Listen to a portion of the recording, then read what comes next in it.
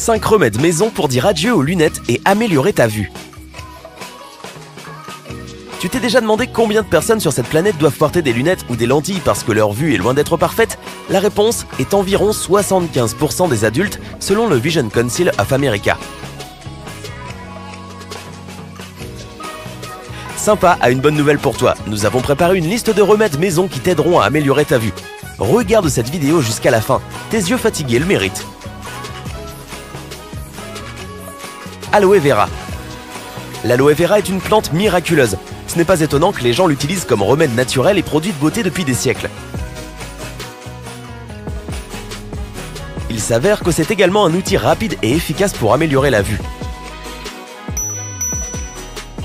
C'est une excellente source de vitamines et d'antioxydants importants qui participent à la production de globules blancs et à la guérison des tissus. De plus, cette plante protège les membranes fragiles qui recouvrent nos yeux. Par conséquent, ce n'est pas surprenant que le gel d'aloe vera soit l'ingrédient principal dans les remèdes pour soigner les cataractes et renforcer la cornée de l'œil. Ce qui est vraiment important, c'est que l'aloe vera aide à maintenir le taux de sucre dans le sang à un niveau faible, ce qui peut être utile pour les personnes souffrant de diabète.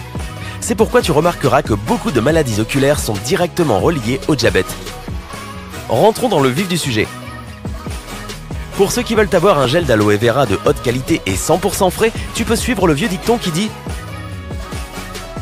Si tu veux que quelque chose soit bien fait, tu dois le faire toi-même ».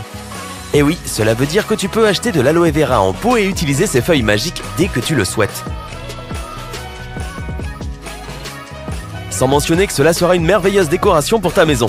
Il est préférable de couper et laver les feuilles 10 jours avant de les utiliser pour préparer des remèdes avec.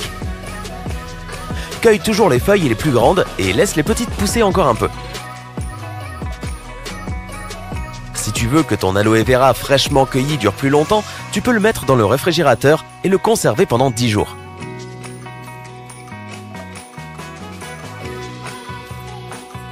Bon, maintenant que tu as ta plante et que tu as cueilli des feuilles, il faut que tu saches comment les ouvrir afin d'obtenir le gel qui se trouve à l'intérieur.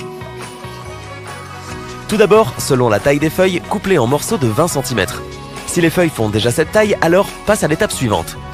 Peu importe la taille, coupe le bout pointu de la feuille, étant donné qu'il est presque impossible d'obtenir du gel de cette partie. Puis, enlève les épines pointues sur les côtés à l'aide d'un couteau, et enfin, coupe la feuille en faisant des morceaux de 5 ou 7 cm. Tu dois ensuite peler la feuille. Essaie de couper le plus près de la peau afin d'obtenir le plus de gel possible. Retourne la feuille et fais la même chose de l'autre côté. Pèle les morceaux restants et regroupe tout le gel dans un bol. Utilise un mixeur afin d'obtenir la consistance d'un smoothie. Il se peut que le mélange fasse de la mousse, mais cette dernière finira par se dissiper. Pour cette recette, tu auras besoin de 100 ml de gel d'aloe vera. S'il t'en reste, tu peux le garder dans un récipient en verre pendant une semaine au réfrigérateur sans aucun problème. Congèle-le ou ajoute des conservateurs naturels si tu souhaites le garder et l'utiliser pendant plus longtemps. L'aloe vera est suffisamment efficace quand il est utilisé tout seul, mais nous allons l'améliorer en ajoutant les ingrédients suivants. 450 g de noix concassées, 300 ml de miel pur et le jus fraîchement pressé de 4 citrons. Utilise un mixeur pour mélanger tous les ingrédients possibles. Prends une cuillère de cette préparation magique 3 fois par jour, 30 minutes avant chaque repas. Si tu manges plus de 3 fois par jour, rappelle-toi que nous faisons référence au petit déjeuner, déjeuner et dîner. Une cure de ce traitement